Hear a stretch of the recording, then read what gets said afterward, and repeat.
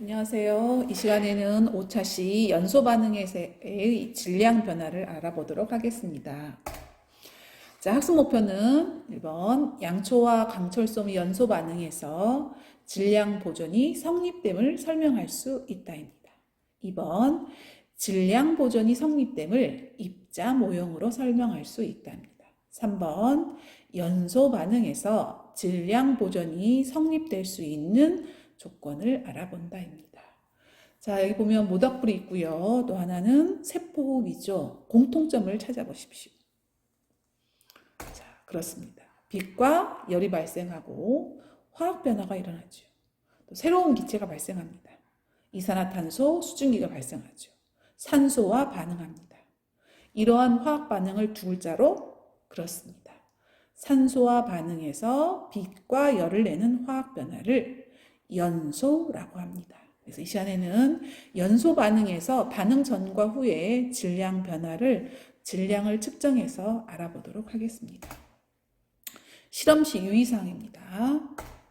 자, 오늘 실험 과정은요, 공기 중에서 양초를 연소시킬 때 전후의 질량 변화를 측정할 것입니다. 두 번째, 공기 중에서 강철솜을 연소 전후의 질량 변화를 측정할 거고요. 3번은 공기 중이 아닌 닫힌 공간, 직기병 안에서 양초를 연소한 후 전후 질량 변화를 측정할 것입니다. 그래서 1번, 2번, 3번의 실험 결과를 가지고 규칙성을 찾아보려고 합니다. 네 번째, 양초 연소 생성물 확인입니다. 자, 그러면 실험을 시작하도록 하겠습니다. 여기 보이면 양초가 보이죠? 자, 양초의 질량을 측정하도록 하겠습니다. 자, 양초의 질량은 연소 전에는 5.4g이었습니다. 자, 그러면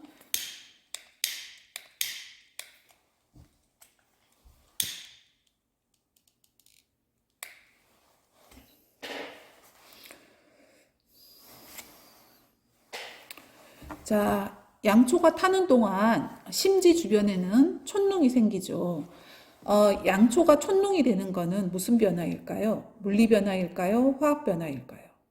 그렇습니다. 물리 변화입니다. 고체인 양초가 액체인 양초가 되는 거죠.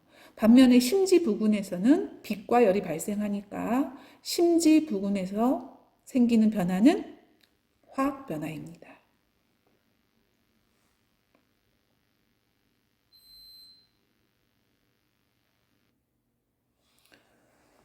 자, 양초를 한 2분 정도 연소를 시키면 양초의 크기는 어떻게 될까요? 양초의 크기는 당연히 줄어들겠죠. 그러면 질량은 연소 후의 질량은 증가할까요? 감소할까요? 여러분의 생각은 아마 대부분 크기가 줄어드니까 양초의 질량이 감소할 거라고 생각하는 거죠.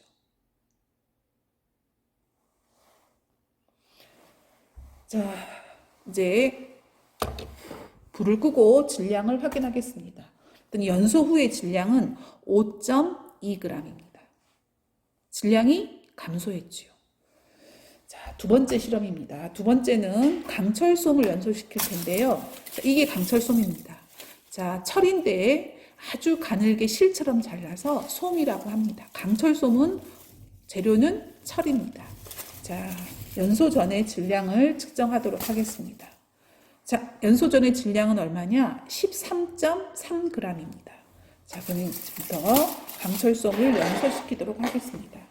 자, 강철솜을 연소시킬 때는요, 불꽃이 튈 염려가 있기 때문에 보안경을 끼고 하도록 하겠습니다.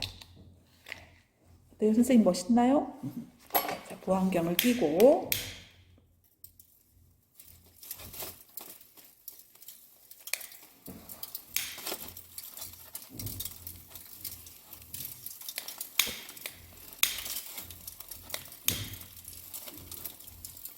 자, 지금 불꽃이 튀고 있지요. 원래는 정확하게 질량을 측정하려면 이 튀는 불꽃까지 다 해야 되지만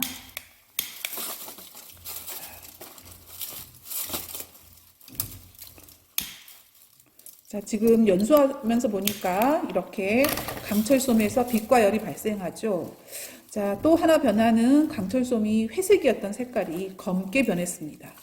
색이 변하고 빛과 열이 발생하면 그렇죠. 화학 변화가 일어나고 있습니다.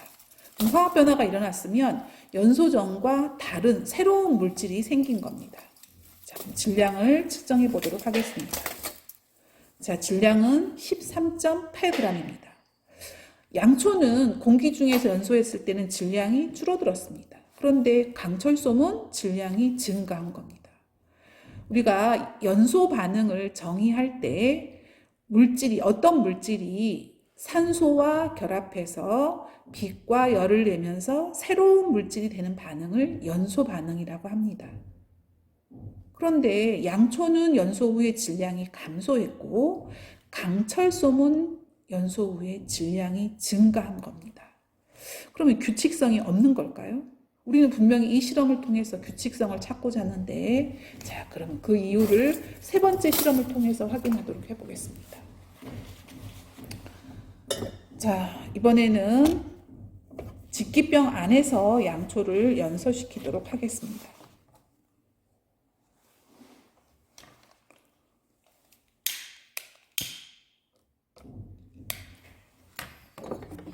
자, 직기병을 거꾸로 세우고요.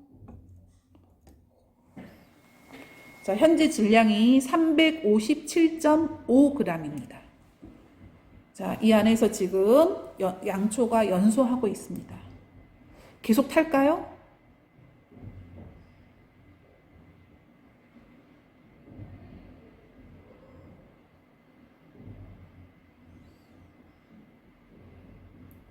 자, 양초가 타다가 꺼졌습니다. 이유는 그렇습니다. 자, 현재 지금 직기병은 유리 덮개로 덮여 있어서 닫힌 공간입니다. 닫힌 공간에서는 산소 양이 한정되어 있겠죠. 이 안에 들어있는 산소 양만큼만 아마 양초가 연소했을 겁니다. 자, 질량을 보겠습니다. 357.5g입니다. 아까 공기 중에서 우리가 양초를 연소할 때는 질량이 줄었습니다. 그런데 닫힌 공간인 밀폐된 직기병 안에서는 질량이 보존되었습니다.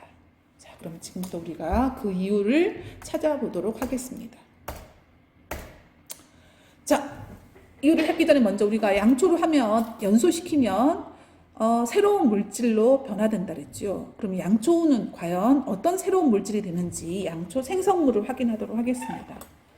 양초 생성물을 확인하려고 보니까 이 안쪽에 지금 뭔가 뿌해지면서 액체가 보입니다. 자, 이 액체를 확인하려면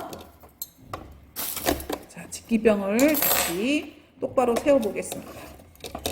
똑바로 세우고요. 자, 안쪽 벽에다가 염화 코발트 종이를 대어보겠습니다.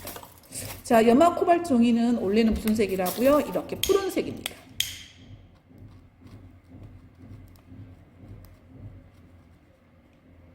자, 푸른색인 염화 코발트 종이가 과연 안쪽 벽에 닿으면 무슨 색으로 바뀌는지를 보겠습니다. 닿으려고 하는데, 그렇습니다. 자, 이렇게 보면 여기 지금 직기병 안쪽 벽에 닿아 있는 부분은 색깔이 변했죠. 분홍색이라고 해야 되는데 우리는 이거를 붉은색이라고 합니다.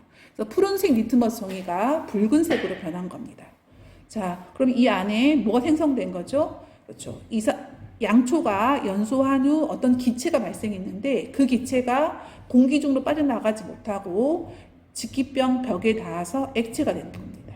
이 액체는 바로 뭘까요? 즉 수증기, 물입니다.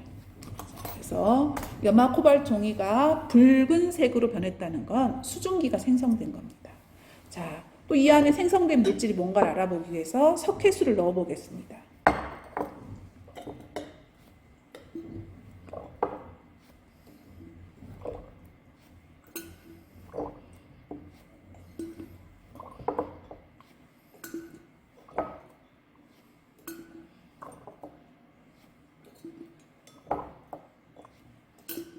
자, 석회수를 넣었더니 색깔이, 자, 여기 있는 석회수는 투명하지만 여기 직기병 안에 있는 석회수는 뿌옇게 흐려졌죠.